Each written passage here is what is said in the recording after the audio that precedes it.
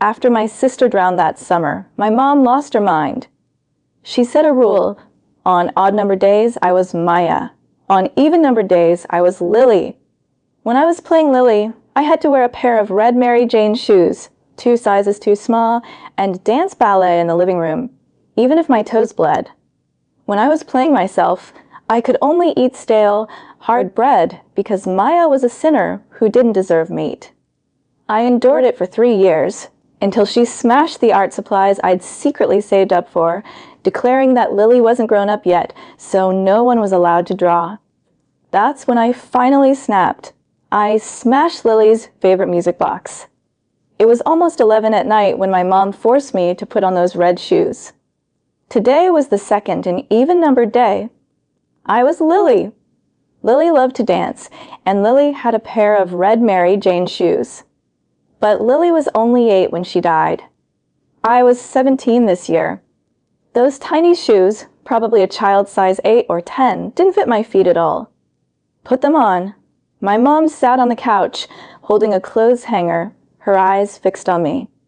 I gritted my teeth, curling my toes, and painfully crammed my feet inside. The heel of the shoe dug into my ankle, breaking the skin.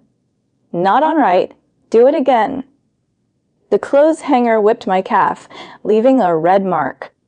I didn't flinch. I pulled my foot out, took a deep breath, and shoved it back in with force.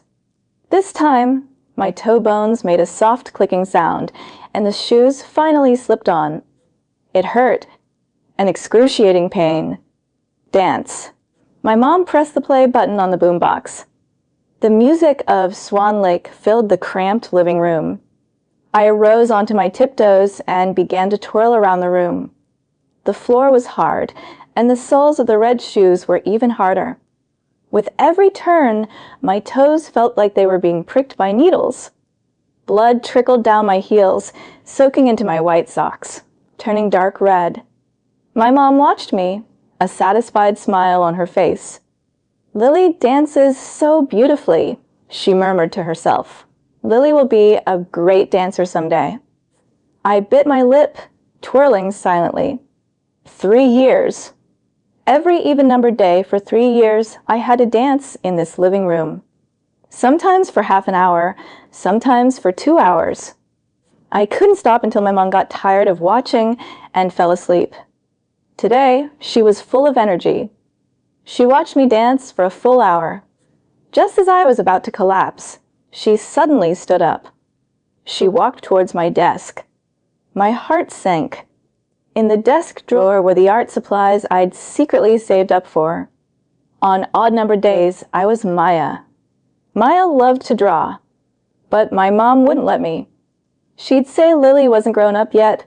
Lily hadn't learned to draw, so why should Maya get to? She pulled open the drawer. "Mom," I stopped dancing, ignoring the pain in my feet, and lunged toward her. Too late. She had already taken out the paints. "What is this?" She turned, looking at me coldly. "Mom, that's my—" "I asked you, what is this?" Her voice suddenly rose, sharp and grating. "Paints." "Who told you to buy them?" "I saved my own money." "Lily doesn't draw," she shrieked hysterically, slamming the box of paints onto the floor. The plastic box shattered. Colorful paints splattered out, staining the floor. Still not appeased, she picked up my sketchbook and, with a ripping sound, tore it in half. It was a half-filled sketchbook. Inside were drawings of the sky, of flying birds, of a world without Lily and without a crazy mom. Now it was all destroyed.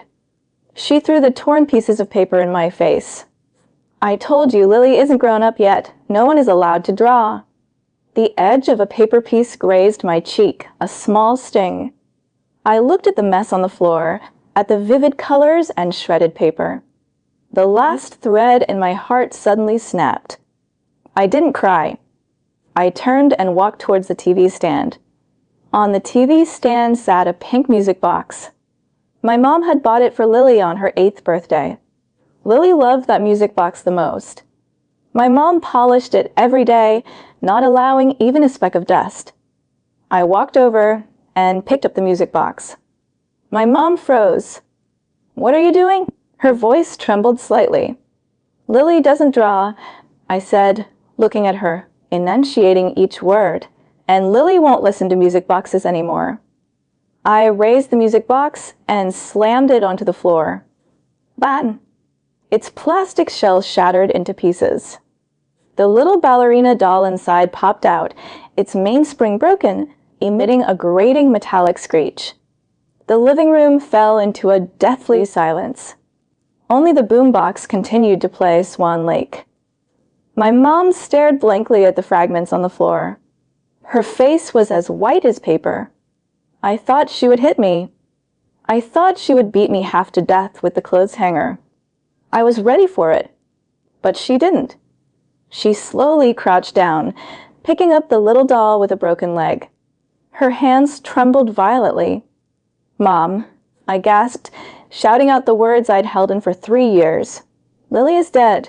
She died 3 years ago, drowned in a pool. If you hadn't been so busy playing cards and hadn't watched her, how would she have fallen in?" She flinched. The broken doll in her hand dropped to the floor. She looked up at me, her eyes filled with fear, despair, and disbelief. She opened her mouth, but no sound came out. I looked at her coldly. I was the one who found her by the pool. I was the one who pulled her out. Her body was bloated and ice cold. It wasn't my fault. It was never my fault. You killed her. I took off the red shoes and threw them at her feet. I don't want to be Lily anymore. I turned and walked back to my room, locking the door behind me. That night, there was no sound from the living room. No crying, no shouting, nothing. The next morning, I pushed open my bedroom door. The living room was spotlessly clean. The paint stains were gone, the shredded paper was gone, and the music box fragments were gone. The red shoes were neatly placed on the shoe rack. My mom wasn't in the living room. I walked to the TV stand. On the wall, where Lily's photo used to hang, there was a white piece of paper. On it, a cold, diagonal tally mark was drawn with a black marker. Beside it was a line of text. The handwriting was neat, the ink pressed deeply into the paper. "Maya, from today on, you're Lily every day." The words on the wall felt like a curse. I stared at the line for a moment, then tore the white paper off, crumpled it, and threw it into the trash. I put on my school uniform, grabbed my backpack, and left. I hadn't eaten breakfast. The pot was empty. My mom wasn't home. I didn't know where she went, and I didn't want to know. At school, the first class was literature. I sat in the back row. The desk next to me was empty. No one wanted to sit with me because I was sick. Lily had asthma. My mom's rule was that when I played Lily, I had to take medication regularly. To avoid her finding out, I put vitamin tablets into the asthma medicine bottle and brought them to school to take. I also had to pretend to cough, pretend to struggle for breath. Over time, everyone in class knew that Maya had a crazy sister and that Maya herself wasn't normal. Schizo. That was the nickname they called me behind my back. During recess, I stayed in the classroom. Because Lily couldn't engage in strenuous activity, a few girls walked in from outside, laughing and chatting. When they saw me, their laughter paused, then they deliberately lowered their voices, but still loud enough for me to hear. "Look, the schizo is playing dead again." I heard her mom's crazy too, always picking up trash on the streets. So gross, she was just taking pills. Who knows what she's actually taking? I kept my head down, staring at the words in my textbook, pretending not to hear. Suddenly, a hand slapped my desk. I looked up. It was Chloe. Chloe was a top student, good grades, pretty, and popular. She looked at the girls, frowning. "What are you guys talking about?" The bell rang. "Don't you need to get back to your seats?" The girls pouted and dispersed. Chloe pulled out the chair next to me and sat down. "Are you okay?" she asked. I'm fine. My voice was cold. You didn't take your medicine today. She stared at my half-open backpack. My heart tightened. Forgot it. Don't you have asthma? You forgot your medicine? She looked into my eyes, as if trying to see through me. It's not serious. I turned my head to look out the window. Chloe didn't press further. She pulled an old-fashioned caramel candy from her pocket and placed it on my desk. Here. I looked at the candy. Lily liked caramel candy. Maya didn't. Maya found it too sweet, sickly sweet. I don't eat candy. I pushed the candy back. Chloe paused. Didn't you used to love them? I didn't say anything. Before was before, now was now. Last night, I smashed the music box. I took off the red shoes. I didn't want to pretend anymore. Chloe sighed and put the candy back. Maya, she suddenly called my name. I turned my head. I actually know, she lowered her voice. You don't really have asthma, do you? My hands clenched. I saw you switch the medicine bottles, she said. You poured out the white pills and put in yellow vitamins. I stared at her, my heart pounding fast. What do you want? I asked. I don't want anything, she looked at me. I just think you're living too hard. It's none of your business. I stood up and walked out of the classroom. It was gym class in the afternoon. The shuttle run test. I stood by the track, watching others warm up. The coach blew his whistle. Maya, are you running today? Everyone's eyes were on me. Usually, I bring a doctor's note to be excused. But today, I didn't have one. My mom hadn't prepared it for me last night. Yes, I said. A ripple of whispers went through the crowd. Doesn't she have asthma? Must be faking it. She looks fine usually. She's a schizo, probably a different personality today. I ignored them and walked to the starting line. Chloe stood beside me, giving me a glance. Can you do it? Yes. The whistle blew, and I sprinted off. I ran fast. The wind whistled past my ears. I wanted to run out all the pent-up frustration in my heart. I wanted to prove that I was a healthy person, that I wasn't Lily, that I didn't have asthma. The first lap, I was in the lead. The second lap, my breathing became ragged. Not faking it, I was genuinely tired. It had been too long since I had done any strenuous exercise. My lungs felt like they were burning, and there was a metallic taste of blood in my throat. The sound of footsteps behind me grew closer. Chloe overtook me. Other girls also passed me one by one. I gritted my teeth, my eyes fixed on the track ahead. Can't stop. If I stopped, I was Lily. If I kept running, I was Maya. The last lap. My legs felt heavy as lead. My vision started to blur. I heard someone calling my name. Maya, you got this. It was Chloe. I pushed with all my might and crossed the finish line. Then my legs gave out, and I fell to my knees on the synthetic track. I gasped for air, sweat blurring my eyes.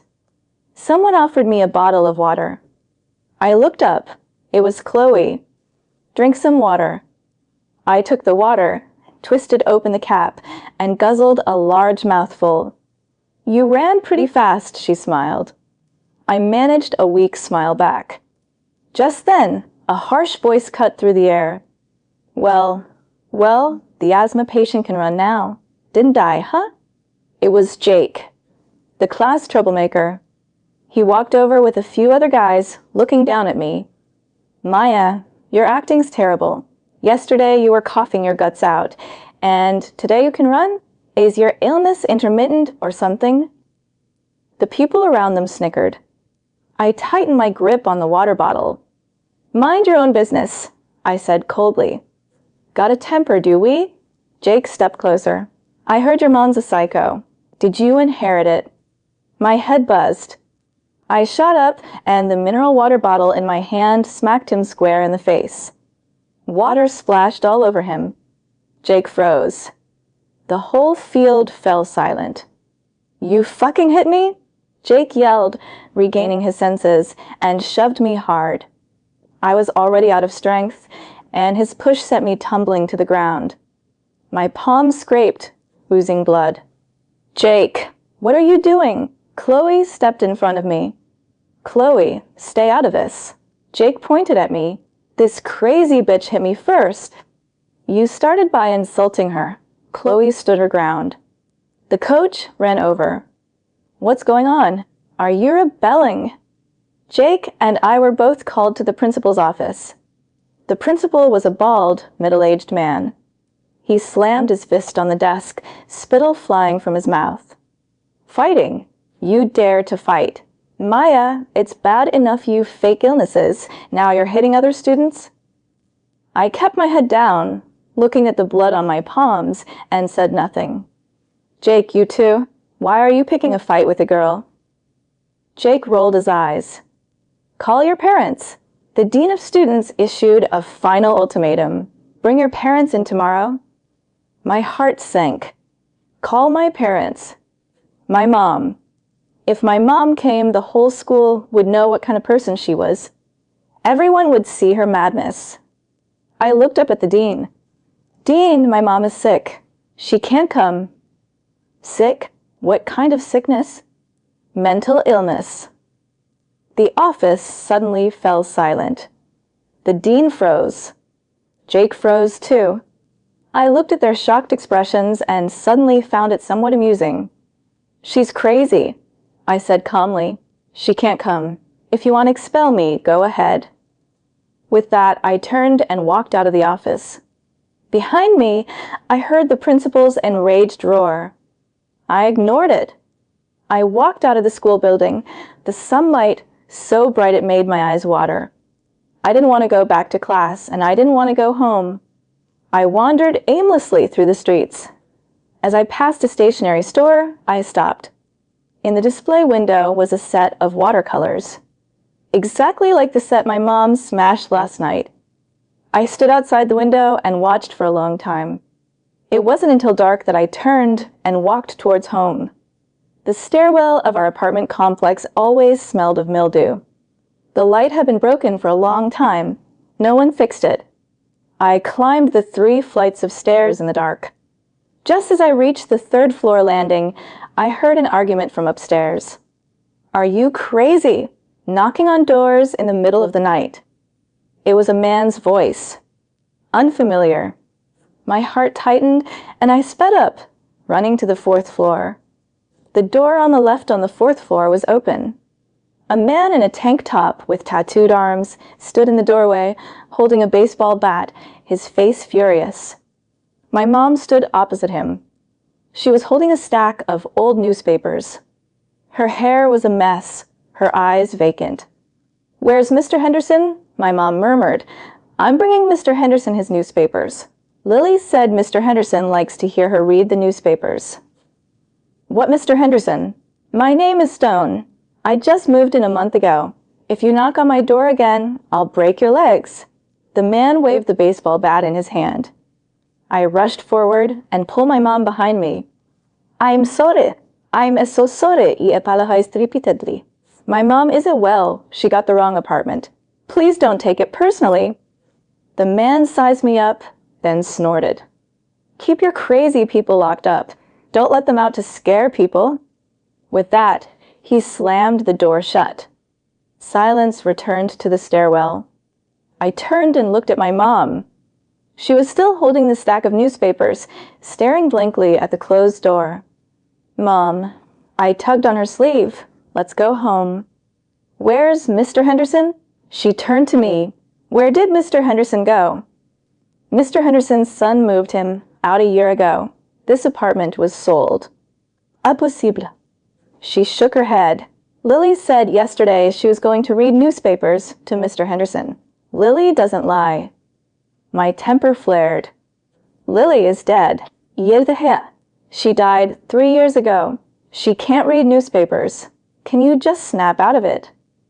I snatched the newspapers from her hand and threw them hard on the ground. The newspapers scattered everywhere. They were dated 3 years ago. My mom froze. She looked at the newspapers on the floor, then slowly crouched down. She began to pick them up one by one. The stairwell was dark. I couldn't see her expression, but I could hear her suppressed sobs. "Lily isn't dead," she said as she picked them up. "Lily is right here. She's just being naughty and hiding." I looked at her hunched back, and tears suddenly streamed down my face. I hated her. I hated her for forcing me to pretend to be Lily, for smashing my paints, for making me a laughingstock at school. But I also pitied her. She was trapped in that summer 3 years ago, unable to move on. I crouched down and helped her pick up the newspapers. "Mom, let's go home," my voice softened. She didn't speak, just clutched the newspapers tightly. Back home, the living room still had that cold, desolate look. My mom placed the newspapers on the coffee table, then walked into the kitchen. A moment later, she came out with a bowl of noodles. A bowl of plain, watery oatmeal, utterly bland, without a hint of flavor or richness. "Eat!" She placed the noodles in front of me. I looked at the bowl of noodles, my stomach churning. Odd days meant vegetarian, even days meant meat. Today was the third, an odd day. I was Maya. Maya was a sinner, unworthy of meat. I picked up my fork, speared a noodle, and put it in my mouth. Don't taste. Like chewing on cardboard. I forced myself to swallow, suppressing the nausea, and finished the bowl of noodles. My mom sat opposite me, watching me the whole time. "You didn't take your medicine today," she suddenly said. My hand, holding the fork, paused. I forgot. Lily can't forget her medicine. Today I'm Maya. I looked up, meeting her eyes. She froze for a moment. "Maya," she repeated the name, her gaze slowly turning cold. "Why does Amaya just die?" My heart clenched.